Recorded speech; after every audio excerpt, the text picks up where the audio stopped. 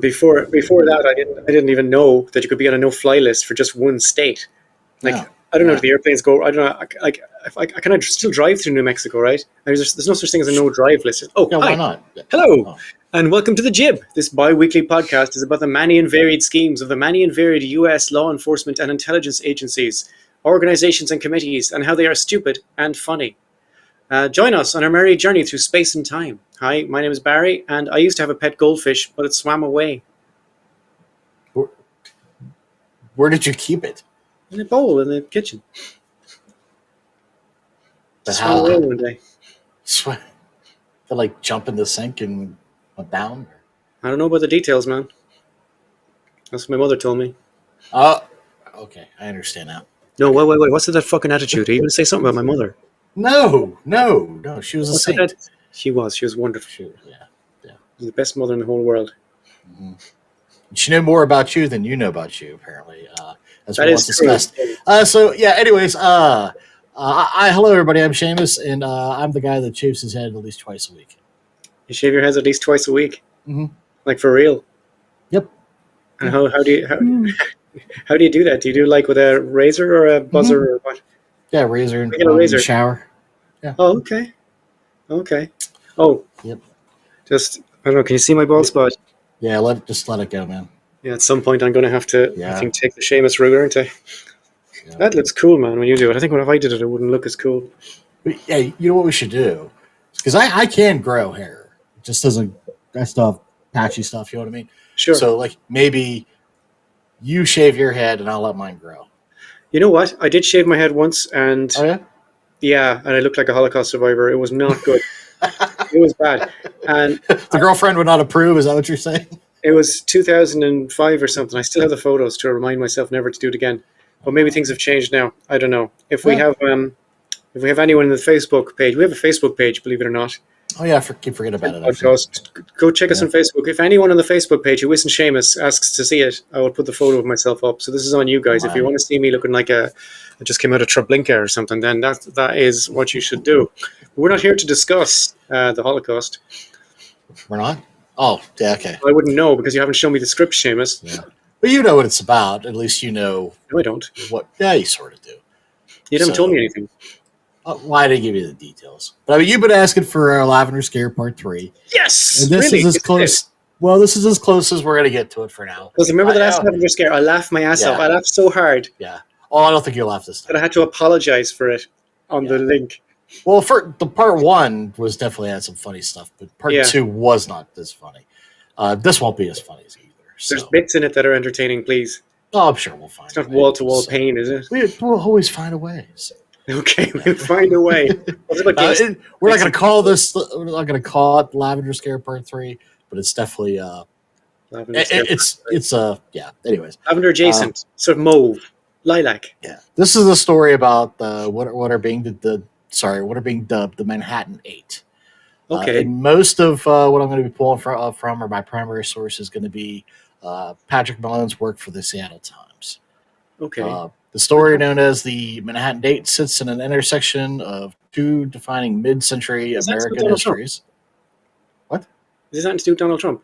No. Okay, continue. Why would you think it? When you said Manhattan 8, I thought... Oh, no. That's the Central Park 5. That's totally different. Could I be more wrong? Oh, yeah, the Manhattan 8. That's what I said, yeah. Yeah, I get where you're coming from, though.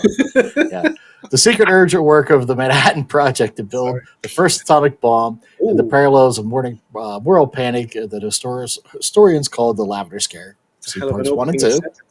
The systematic mid-century U.S. government purge of gay men and lesbians from the federal service. Again, see parts 1 and 2. Yeah. The Manhattan 8 were 8 women who worked at elite wartime and post-war nuclear facilities, which we'll be discussing Los Alamos and Hanford primarily, and who decades later appear in declassified Atomic Energy Commission, which is going to be the AEC, was the secretive agency created in 1946, which preceded the Department of Energy and Control of Nuclear Weapons Program. And documents only as cases A through H. Okay, so The people that they're referring to, the only thing we have is these letters. You still don't know their names now. No, Okay. we can. There has been some dots connected. I'm not going to point them directly out, Okay. but like I don't even know if we talk about case A, but it might be like Andrea. All you know is that they're all women. Yes. Okay. Much of what we have to say, certainly about the individuals, comes from the AEC files and contemporary news reporting that analyze them. The AEC memo itself redacts names and labels. The files, A through H journalists have used declassified material plus local records to assign first name pseudonyms to some cases, and some press stories note the additional records may have been subject to continued sealed at the time of the reporting. So, for those that don't know, the Manhattan Project's early days, which ran from 42 to 45, the wartime program recruited a large number of scientists, technicians, clerical staff, and military personnel to Los Alamos, New Mexico, and the supporting sites, one such as the Hanford site in Washington, which might as well put. Washington State, or Yeah. Yep. okay, That's Hanford right there. it looks Gives just a like a nice regular factory. little. Yeah. I don't think they were advertising what they were doing there. Just saying. No, So, I would imagine so. But that's a So- nuclear research facility. yes. Okay. Security venting was intense. The work involved nuclear secrets, and the new category restricted data. At the same time, Cold War fears are after 47 intensified scrutiny of any perceived vulnerability among federal employees. By the late 1940s and into the 50s, congressional investigation. Wait. Yeah. By federal what? Federal employees. Oh, employees. Carry on. Congressional investigations, military policy, and the AEC all treated homosexuality as a potential security problem. Yeah. And that, yeah, I love that. Yeah. Usually framed as a vulnerability to blackmail or to manifest tendencies that were to be indicated as unreliable. Yep. That's Lavender Scare 2 as well, isn't it? Uh huh. Hmm. So the following quote is from Robert Franklin, assistant professor of the history at Washington State University, Tri-Cities, assistant director at the Hanford History Project. Quote, because these Manhattan Project sites, like Hanford and Los Alamos, are at the heart of the national security state, you can see the intense obsession with rooting out anything that doesn't conform with commonality and accepted American ideals. I can imagine in the kind of white picket fence environment, the idea of anyone outside the heteronormative, would have been subjected to real persecution if they were found out. Which that's sadly just the time, right? I mean, Yep. you know, Not just heteronormative, any kind of normative. right. Hanford was quietly established in 43. The first inhabitants soon arrived to work. The 600-foot square mile scrub oak pocketed Hanford site was ideal for secret work of construction operating the first nuclear fueled production reactor. Plutonium Wow. fabricated there would power the first nuclear bomb They're detonated making in the plutonium in Trinity. that picture now. What's that? They're making plutonium in that photo. Yep. Okay. The first nuclear bomb detonated in the Trinity test profiled in the movie. Shit, what is a movie? The latest one. Oppenheimer. Oppenheimer, Yeah. I'm sure there's The lots of atomic- movies about it. Yeah, and also see our. I'm going to mention it, but we did a bit on Oppenheimer too, which is going to come up here again in this. The atomic bomb that devastated Nagasaki in '45, which immediately killed at least 39,000 people. Good job, Truman. Yeah, thanks. Had to be done. Had to be done, Seamus. Do you know that? They don't have a word for surrender. Don't even get me started. That motherfucker. Yeah. Those judged fit for the project's most secretive division were granted Q clearance, not QAnon, but Q clearance, affording them access to closely guard secrets that could be discussed with fellow Q level workers. Do you know why it's Q? What's that? Do you know why it's Q? Because it's not R.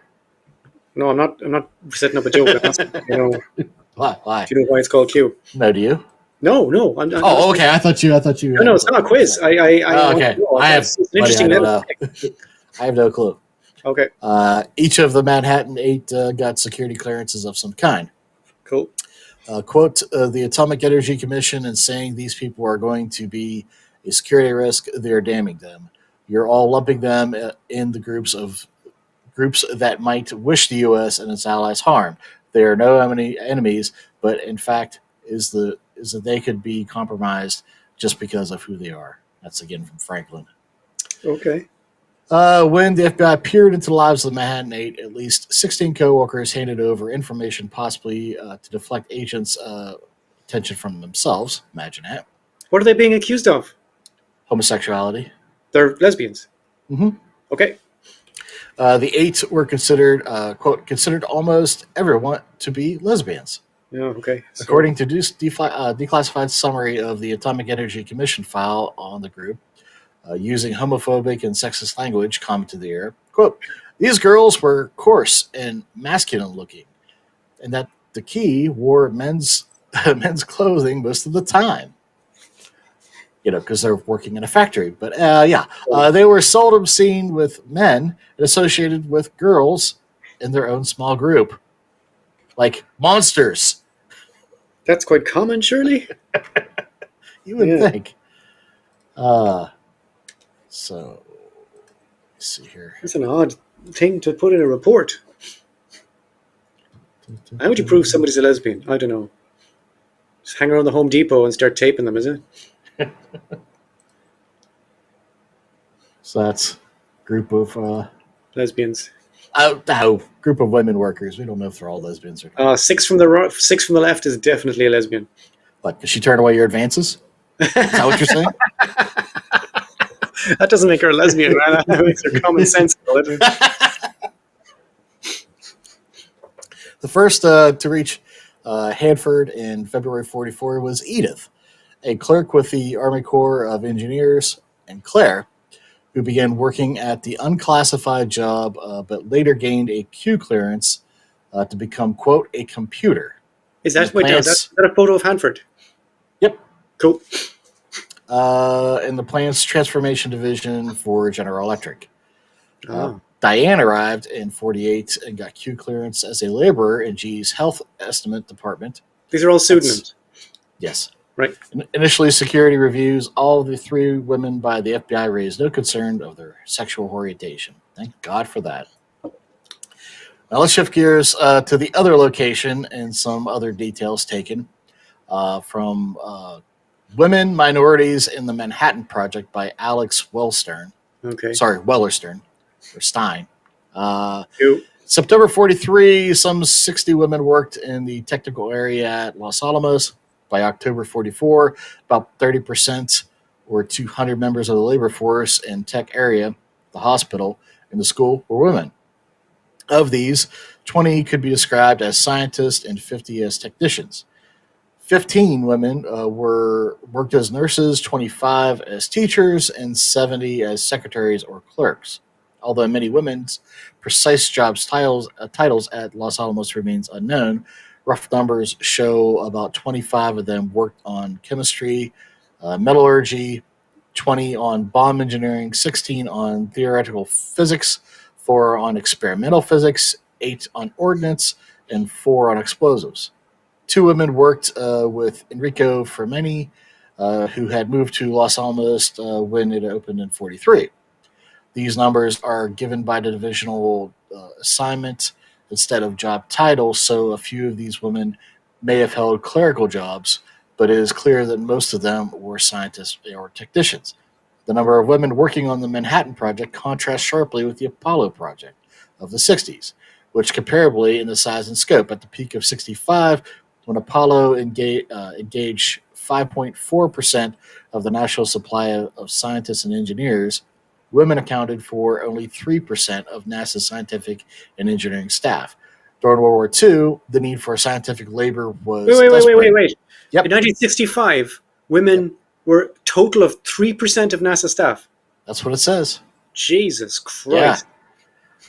Yeah. 3%. Wait a minute. Let me back up here. That can't be right. No. So they pulled 5% of the nation's scientists, right? And only 3% of what they actually pulled were female. So the number would be much bigger. No. What am I missing? Because it would be, like if I took half a pizza and Yeah, then 3% of that half of pizza, it's not going to be a lot. right. You know what I mean? So it's not a large number. That's what I'm saying. Okay. Yeah. I don't like it. Okay, well, yeah. During World War II, the need for scientific labor was desperate and spread among many projects. It's hard to be a bigot when you need every ounce of brain power and labor Yeah. you could get. Indeed, World War II is famous for the movement of women in space, spaces that were previously been excluded, i.e., Rosie the Riveter. I'll say By the this for late, the Nazis. They fucked the Jews, even the useful ones that were working for them. oh, right, Yeah, right. By the late 50s and 60s, though, the tradition of gender norms had been reinstated. right. Although worth mentioning, the Manhattan Project had a very large number of African Americans, but they were mostly working at Oak Ridge in Hanford as laborers or janitors. Oh, Oak God. Ridge, yeah, Oak Ridge was originally segregated during the war Oh, with no. crude, quote, Negro hutments that held 5 men or 6 women in a single room, while the Why? white hutments were similarly crude, but only had 4 occupants tops. Come The on, man. history of segregation at Oak Ridge, well, hey, we have to keep it going, man. I mean, we have to be America. The history of segregation at Oak Ridge is quite interesting. Lieutenant Groves, we've talked about him ad nauseum, apparently issued orders for separate but equal set accommodations, but his subordinates instead clearly saw the goal as creating Negro shanty towns. Yep, sounds about right. Yep. Hanford housing was also segregated, but the accommodations were generally better. Although in many ways, the African American laborers received fewer perks than the white ones. For example, in terms of recreational facilities built for them. These differences among the sites were largely the difference of one being located in Jim Crow, Tennessee, and the other in Washington State. Although Washington State is not exactly known for not being racist, No, especially, but yeah, yeah. A lot what's of the white. facility in Tennessee called? I think is that the Oak Ridge one? I think that's Oh, Oak Oak Ridge. Ridge. Thank you. Well, I'm just keeping a track of everything in my head, you know? yeah, it's all good. Yeah, outside of Seattle, Washington State, not exactly. It's there's a lot of Aryan nation bullshit out there. Still is. Yeah. Yeah. There were a few African Sundown towns Americans. in Oregon. I was very surprised. Oh, Oregon's really fucking outside of Portland. Yeah. Portland is like Austin and fucking Texas. You know what I mean? It's just these Yeah. weird little places. Um, there are a few African American scientists on the Manhattan Project: Samuel P. Massey Jr., Jasper Jeffries, Benjamin Franklin Scott, and Modi Taylor were among a few of them. The 5 members of the Manhattan Eight started their careers at Los Alamos. Among them was Annie, who transferred to Hanford, Okay. where her rumored affairs with women made her and her associates lightning rods for the FBI's attention. Here we go. Based on the extent the FBI focused on her, Annie may have been America's most wanted lesbian. I don't know if that's Annie, but we'll say that's Annie. Definitely lesbian anyway. Oh, geez, come on. And if I know Uh, anything from the lesbians I know, the phrase America's most wanted lesbian will make them slightly jealous. this is true. I believe that. She arrived at Los Alamos in November of 43, holding various posts over the next couple of years. The FBI, which had been monitoring her for years, documented its Years. suspicions that she was part of a group of lesbians. After World War II ended, Annie applied for an overseas transfer. The War Department, along with her suspected lover, Group of who lesbians. also resigned from Los Alamos. I think I've They seen were that. stationed in Okinawa. Okinawa. Okay. Yeah. According to a declassified memo from the AEC, quote, a teletype appeared in records of the War Department stating that it was well founded on common knowledge at the installation that both Annie and an associate, they put Annie in there, as a pseudonym again, Yeah. and an associate with whom she had been traveling in Okinawa were that way about each other. That way about each other. Yeah. What the fuck? I think Okinawa as well, I think, has the oldest living people on the planet. Oh, no shit. Yeah, they have diets and exercise and so on. And if you reach 100 in Okinawa, you're probably fine. Wow. Hmm. In late 46, Annie left the Federal War Department, quote, by reason of resignation due to ill health. Okay. Returned to Los Alamos, then reinstated again in September of 47. Her She got next better. documented stop in 49 was Hanford, where she was hired by EGE and held a Q clearance. Okay. Annie played on the Hanford women's baseball team, which, Okay. oh, where's that? There. Oh, hello. It's a league of their own. Yeah. She played on a team with Edith and Claire. A confidential informant and several teammates told the FBI in 47 and in 48, quote, when the team traveled to various cities to play games, Edith had vigorous quarrels with another woman as to who would share a room with Claire. Yes. Good old Claire. In Mexico, a group of women recognizable by their matching bold red hats, not those kind of red hats, had already been meeting weekly for years at a restaurant on the well-known Santa Fe Hotel, La Fonda, where they openly discussed their lives as lesbians. They had become known around the town for their hats and loud conversations.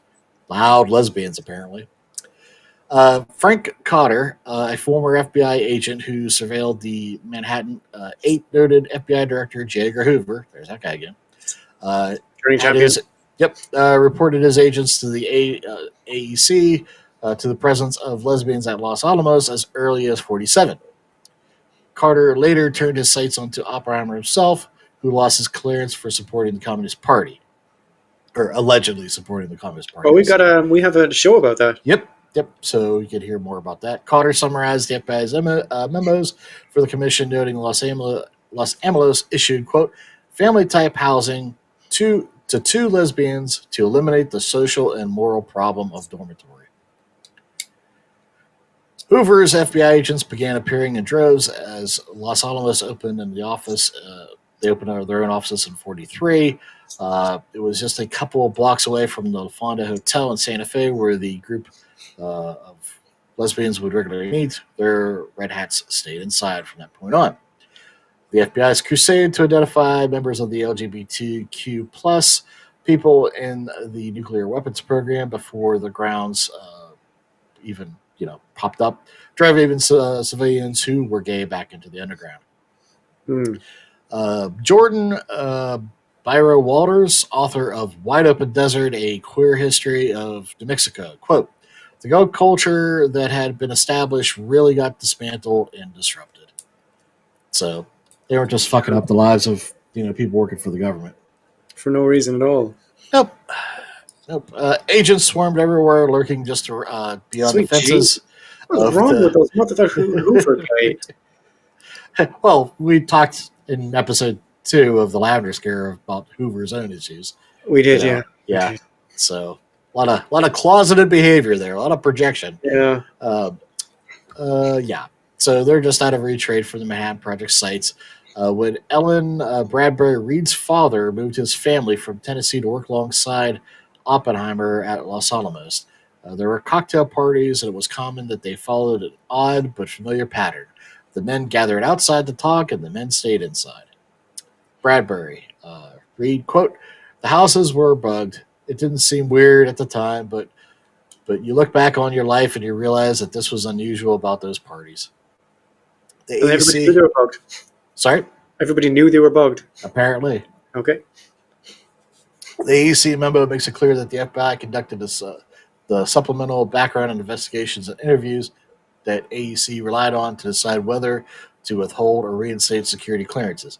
The FBI reports include interviews of coworkers, neighbors, team members of the baseball team, right? Yeah. What happened? For example, members of women's teams were mentioned in later press accounts summarizing the AEC contained.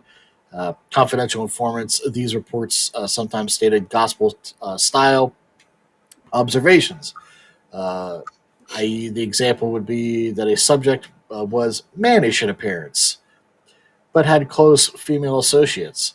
What had style did you call that? quarrels. Gospel style. What's that? What style did you call that? Gossip style. Oh, gossip style. Sorry, yeah.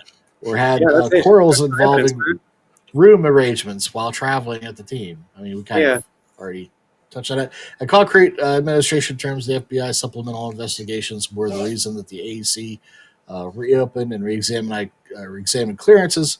For example, the supplemental FBI inquiries completed in March through April 53. My dog's having a sneeze attack. Okay. Were repeatedly cited in the AAC memo as prompting new administrative steps. In fact, three of the Manhattan Eight, Annie, Betty, and Fran, were hired at Los Alamos for the Manhattan Project despite the FBI's investigation that, quote, contained derogatory information indicating possible homosexual tendencies.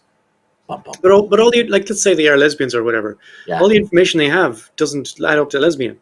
No, no, it's all Like, I conjecture sat at in this a room point. with a guy from my first year of university, and I wasn't a lesbian once.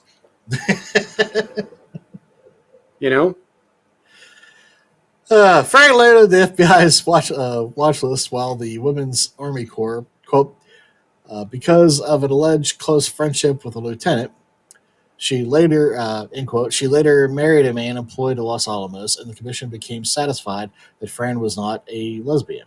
Okay. After an investigation found her female friends were married, quote, all of whom are of good repute. Oh, okay. Just marry a guy and then find a beard somewhere, is it? Exactly. Yeah. Gertrude, who worked at Los Alamos Scientific Laboratory, got the FBI's attention when a childhood neighbor described her as, quote, being very mannish in appearance and not considered to be attractive to men. What the fuck does that mean? Right?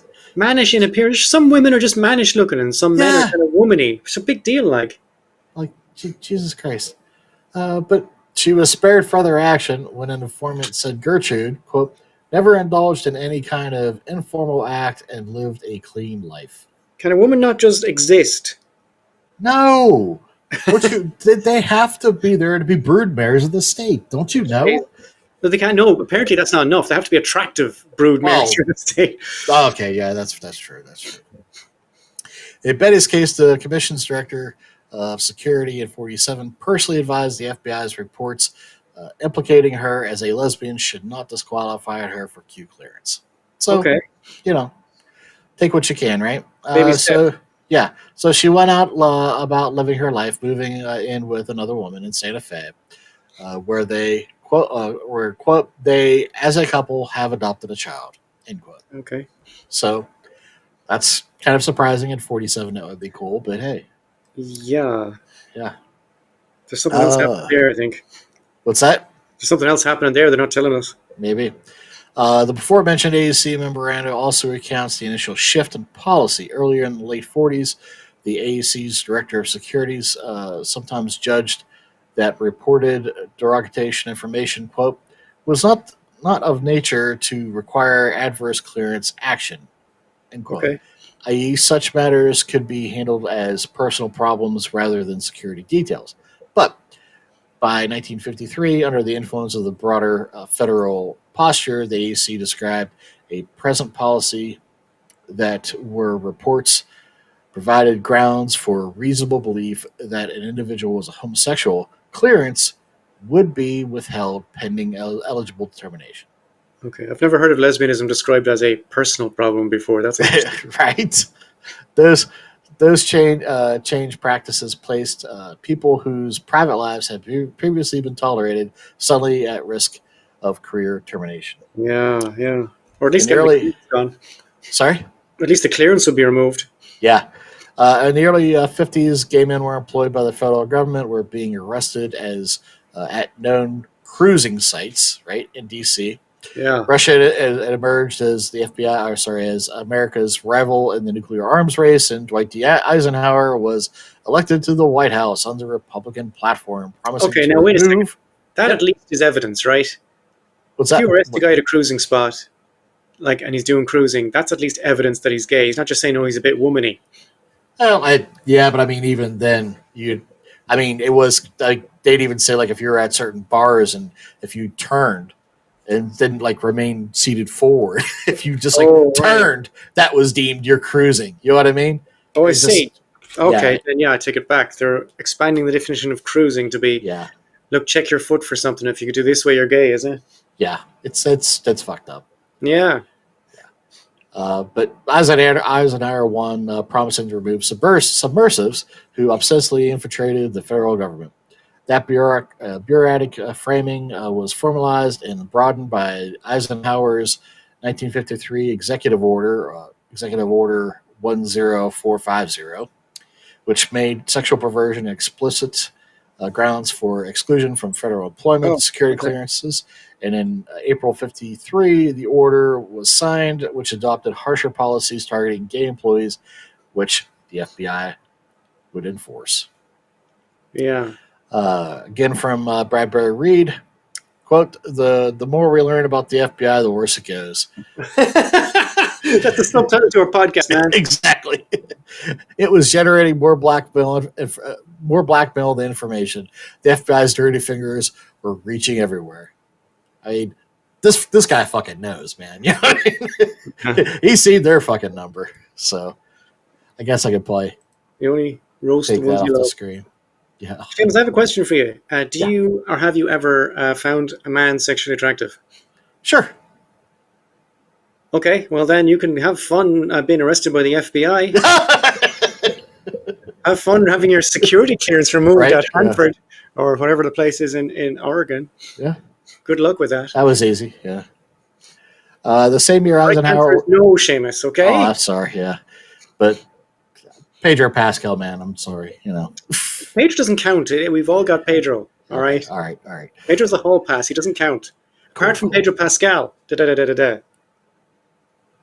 The same year Eisenhower ordered. All we had was George Clooney in my time. Okay, shut up. The same year Eisenhower ordered a crackdown on gay federal employees. Hoover's FBI were bearing down on Oppenheimer and his inner Yeah. circle for suspected support of the Communist And Party. anybody attached to him. Yeah, I know in the show about Oppenheimer, it's amazing. Mhm. They get one guy and then everybody he's ever spoken to as Right. well. Yeah, it was all guilt by association, which Yeah. there's nothing fucking wrong with being a communist either. Let's put that out there. But anyways, yeah. Oh, my fucking camera. I love this camera, but goddamn. First of all, Pedro Pascal. Now there's nothing wrong with being a communist. Yeah, I know. Where is this going to go? What's happening? I'm going to see dragged off on camera. Probably. That's why the camera's fighting against me. It's trying to tell me to The stop. FBI is there Yeah. controlling your camera. Anyways, where was I? The Communist Party. He was stripped of Q clearance in 54, as Oppenheimer. chronicled in episode. I wrote the script, episode number, and I didn't put the fucking number. Good job, Seamus. Hang on, I'll say in a second what number Yeah. is in my list. Is it 18? I'm taking a shot. I don't 18, it'll be more than that. know. Okay. Published, the jib. This will be episode 51 we're currently recording, so. Okay. Robert Henson. Oh, fuck me. You're right. It's episode 15. I would have put it at much 15. later. 30 something. Yeah, 15. Okay. Episode 15. I said 18, so I wasn't. No, you're right. Yeah, You're right. I mean, I always said 30 something. Closer. So it's called Oppenheimer and Hoover. Yeah. Of course, he was posthumously reinstated in 2022. Big fucking do, right? Yeah. While homosexuality had not until Eisenhower's order been regarded as a disqualifying factor for Q clearance, Hoover's agents had been aggressively scooping up evidence for years with new federal order, which excluded gay men or just gay people, I should say, from federal service. The information became weaponized. Eisenhower orders appeared to have ended the careers of at least some of the Manhattan Eight. In June 53, Anna's clearance was withheld and she was terminated from Hanford. For being gay. Yep. Okay. Betty held Q clearance early in 53, but soon left and wouldn't be considered for reinstatement based on the FBI's findings. I preferred our last episode about Lavender Scare and how those agents swooped in and scooped up the evidence. Yeah. Because it was hilarious. Well, that was not hilarious. That was episode 1. One. Yeah. It was very amusing. Yeah. Helen, a nurse at Los Alamos Medical Center who lived with another woman who was equally sour on man after an unhappy marriage, according to an informant, had voluntarily left her job. Claire faced, quote, a serious question of eligibility for continuing security clearance, end quote, and was ordered to undergo another investigation if she wished to stay at Hanford. There's no record she did. Aside from the Atomic Energy Commission's memos, little remains known about the experiences of the lesbians inside the early nuclear weapons program.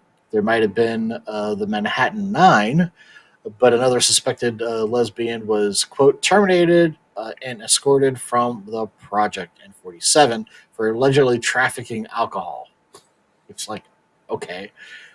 A grand jury declined to indict her on said charge. Okay. The documents were originally obtained by the government transparency website, governmentattic.org, under the Freedom of Information Act request. So definitely, they do not definitely state that they are lesbians, but they face consequences nonetheless, right? So after that, the public record goes cold on the Manhattan Eight. The personnel files of the Eight may enlighten us as to more, but the Washington State Historical Society holds them under an agreement that keeps them sealed into 2030. I guess we'll be doing another episode in 2030 about this. Possibly in the before mentioned Franklin of the Hanford History Project. Quote, it's deeply unsettling and really should be a cautionary tale. They wouldn't have been a risk if we had been able to accept people as who they Yeah. are. So Much, right? yeah.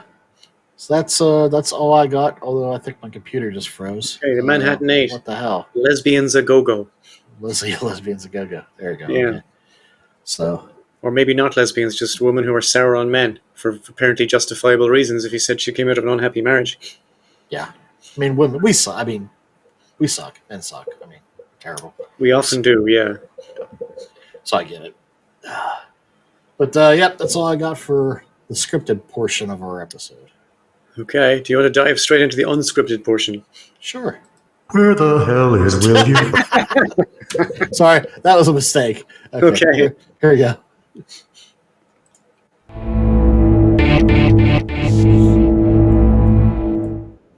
Hello, everybody. Again, this is What's New. What happens here is if you're new to the podcast, and you're not, but if you were, I would be saying this. I would say, can you move, Seamus? Oh, you're moving. Sorry, I thought you were there for a second. Yeah, I kept freezing. Seamus and myself put the terms FBI and CIA into Google, and we hit the news tab and see what hilarious shit both of those organizations are up to this week. Because we talk a lot about the past, but we like to explain that this is just also stupid shit is happening right now. Okay. Do you want to go first? Yep. FBI agents are again pulled from their daily jobs to address Trump's priorities. So in case you didn't, don't know if you're aware of this, but President Trump Trump delete his name from things. I know that. Yeah, he redacted. Right, they redacted his name. Yeah, for the Epstein files. But those agents pulled off like active detail to do that. Well, what they're doing now is Trump declared a criminal emergency in Washington D.C. and basically sent the troops. Oh, you talk about troops. Yep. Yeah. Well, he sent it in. The FBI and DEA agents all in plain clothes, basically going around and fucking with people. So people aren't happy about that. Rightfully so. Americans are not. I don't think Americans are naturally inclined towards martial law. They don't. It doesn't sit well with them. No. Regardless of their conservative or liberal or whatever nature, I think they're Americans. So we talked last time about a bunch of FBI agents getting booted because of shenanigans. Yes. They were deemed by Trump as being disloyal and all this stuff. Some are been booted because they didn't. This whole January 6th thing that happened, you might have heard about. I remember. They were publicly or privately said that they had issues with that. They have not been booted. So now there's a bunch of senators that are trying to push forward some sort of hearing to try to sort out if this is cool or not. So, do you know any of the senators? Unfortunately, the only one that I've heard come up is Dick Durbin. So that's not okay. I mean, if you're relying on Dick Durbin for anything, except for being fucking annoying. Yeah. My last one is just I don't know if this is our obituary section, but William H. Webster. Ah, fuck yeah, that was my one as well. That one as well. Really? Well, you know why? Yeah, he was a former FBI and CIA director. He died. CIA director. That's my links. The CIA ones. Yeah. Okay. Well, I'll let you. No. Go ahead. No, I don't have anything else. Don't patronize me. Don't I patronize don't me. have anything else to say about it. I just thought it was kind of interesting. Seamus, That okay? the one guy. Don't patronize me. I just thought it was interesting that a guy. It is that was interesting. That's why I said I was going to say it in my link. Well, I didn't know. No, So, it's just that he's FBI and CIA. I didn't think for Yeah. once that you'd have it. I don't know why she did the same thing I do. You just put it into Yeah. the. No, forget it. You said this guy. Tell him. Go on. Tell everybody about him. I just closed the link, so I don't. What's his name? William something. Weiler. Yeah, Yeah. that's it. He was the He was guy 101. head of the FBI and the CIA at different times, obviously, but no one else has ever done that. Yeah. So it's just pretty interesting wild. from that point of view. Yeah. That's all I was going So to say. he's. I mean, I don't know anything about him, but he's probably a scumbag. Yeah. Just saying. He's one of the better ones, apparently, but Yeah. Maybe. I think the real scumbags, we would recognize their names. Possibly. Yeah. There are occasionally those. If Andor has taught me anything, sometimes the scumbags you just don't Behind the recognize. scenes, yeah. Yeah. A lot of behind the scenes shit happening in Andor. Yeah. Okay. Do you Do want to do my yeah. Do you have any other links? Yeah. Okay. I have one here. Claims that UK spy agencies aided CIA torture after 9/11 to be heard in rare trial. The UK government's decades-long efforts to keep details of its intelligence agencies' involvement in the CIA's notorious post-911 or post-9/11 torture program hidden will face an unprecedented challenge this week as two Wow. cases are brought before a secretive court. That'll be interesting. That's awesome. Rendition program, in other words, yeah. That's awesome. Another one is a mission by the mission by Tim Viner review, Unmasking the CIA. And it's a story on The Guardian by John Simpson. And there's a long ass thing there about basically he's talking about his own experience with this thing. But it's very interesting about what the CIA is up to. It's called The Mission by Tim Viner, a review of Tim Viner's book about the CIA. And the review was written by John Simpson, who's a political journalist for decades. So he knows exactly what he's talking about. Very interesting stuff. And this is also interesting. Putin sends Soviet-era award for CIA deputy director's son killed fighting for Russia. Oh. President Vladimir Putin has posthumously awarded a Soviet-era state honor to the son of CIA Deputy Director Julianne Galina, delivering it to her via U.S. President Donald Trump's special envoy, citing anonymous sources. Galina's son, 21-year-old Michael Alexander Glos, was killed in April 2024 while fighting with Russia in Ukraine. Russian media reported that he served in an assault unit in eastern Ukraine and died during an offensive in Donetsk. Putin is doing this because he thinks it will upset Americans. Right. Putin reportedly presented the Order of Lenin, a Soviet-era state award usually given to outstanding civilian or military service, to U.S. Special Envoy Steve Witkoff, who you're aware of, during his visit to Moscow last week for Ukraine peace talks. CBS News said the award was likely meant to raise unhelpful questions about the CIA's official's son fighting for Russia. And that is on the Moscow Times website if you want to risk your browser history by checking that out. Yeah. So that's it. That's all my links. Awesome. So, do you have a preview for what you're going to be talking about? I don't know what I'm going to be talking about, but you'll see it in 2 weeks. Cool. All right, folks. Thanks for tuning in. See you later. Hey, guys. Bye.